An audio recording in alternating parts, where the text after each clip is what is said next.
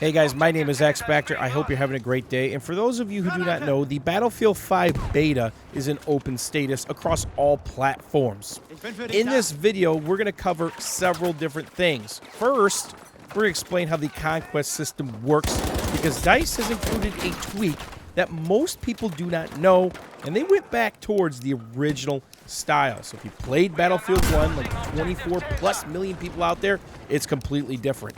If you're a veteran of the franchise, it's still different, and this one nuance can make and break the success of your assault or defense on a flag, and more importantly, your option on where you can spawn if your group gets squad wiped. Now, before we get too far into this, if you need to rewind the video, see that little blue and red bar underneath the big E circle that's counting down? I want you to pay attention to that, because the DICE developers have thrown a new mechanic into the classic Conquest system.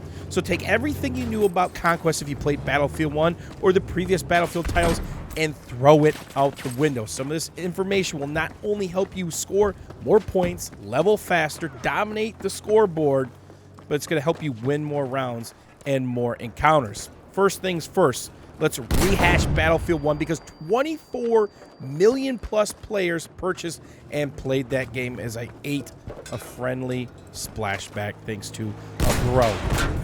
In Battlefield 1, this map has 5 flags. If we had 3 and they had 2, we're both on the ticket bleed. What's the ticket bleed? Look at the scoreboard, the very top. The timer's in the middle of 39 minutes. On the left, we have 706 tickets left. They have 720.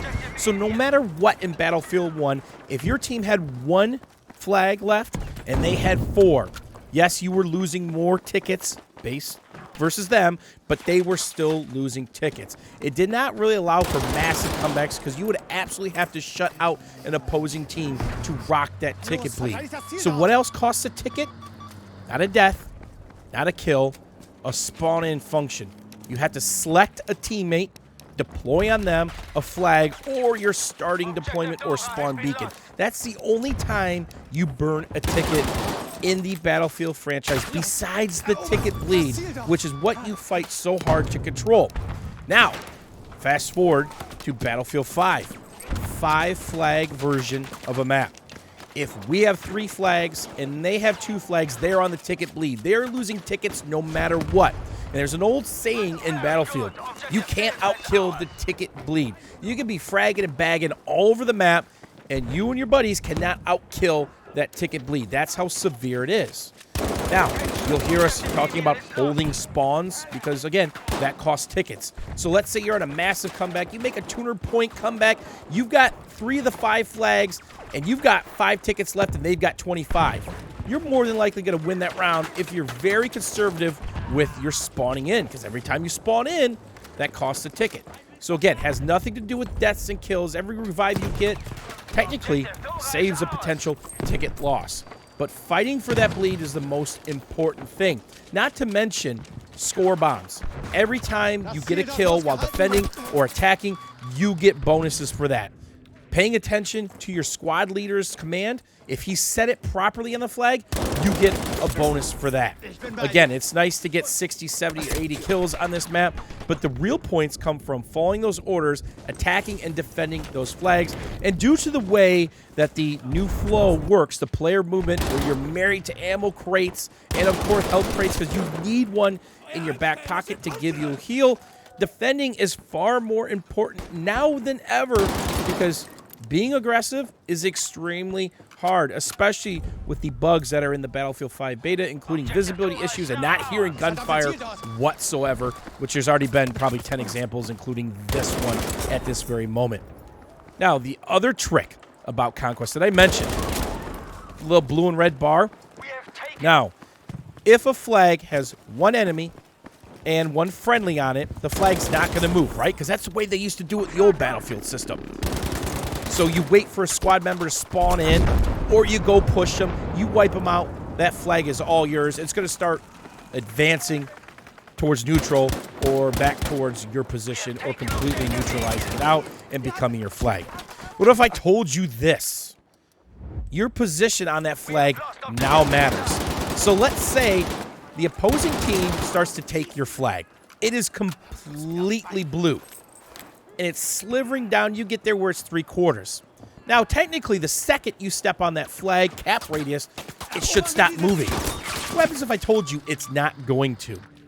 It's going to depend on who's closer to the center position of the flag marked on your mini-map, or if you can actually see the flag itself. The action of that flag is going to favor who's actually closer to the center point. So if it's a 1v1, you can wait for a squad member to spawn in, to muscle them around. You can go give them the old whack in the head, or you can be closer to the center. If they're hovering on the outside, that flag might go back towards you, buying you more time and your teammates more time to spawn in.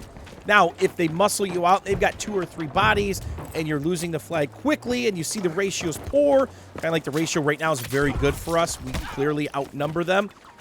You might need to behave a little bit differently. But if it's a 2v2, a 1v1, a 3v2, that ratio can be slowed down. It's absolutely crazy. It's something I took notice to a long time ago, and it's really hard to figure out where people are sometimes on the flags, but that buys you more time. And time in Battlefield is power, because the longer you have the majority of the flags, the longer they're rocking that ticket lead, the harder the comebacks can be, just like the old school Battlefield days, and the crazier fights can get. This is an absolute awesome change in the Battlefield franchise. It makes the fights ever so more juicy and enjoyable. As you can see, we're drastically losing the burn here, so it really doesn't matter if I step off, allow my squad to spawn on me, and of course, not get back raged from every angle. This is something you have to be very conscientious about in Battlefield 5 because it is quite a bit more tactical. You really need those squad spawns to help you muscle people out, especially if you're out of heals or ammo. You need to run a complete squad. Get that bag back in your back pocket. If you want to see your scores bloom, dominate the leaderboard, fight as often on flags, whether it's attacking or defending. Even if you have to pass up people that are fighting in weird spots, do it. Get on the flag, get your ammo and your med if you don't have any support in your squad, and start taking people's tags. You will see your score rocket, be more helpful to your team, capping and defending flags, more than likely helping bring back the W. Hopefully you guys found this video enjoyable. Some tips and tricks for the Battlefield 5 beta. As always, thanks for watching, hanging out, and we'll see you guys soon.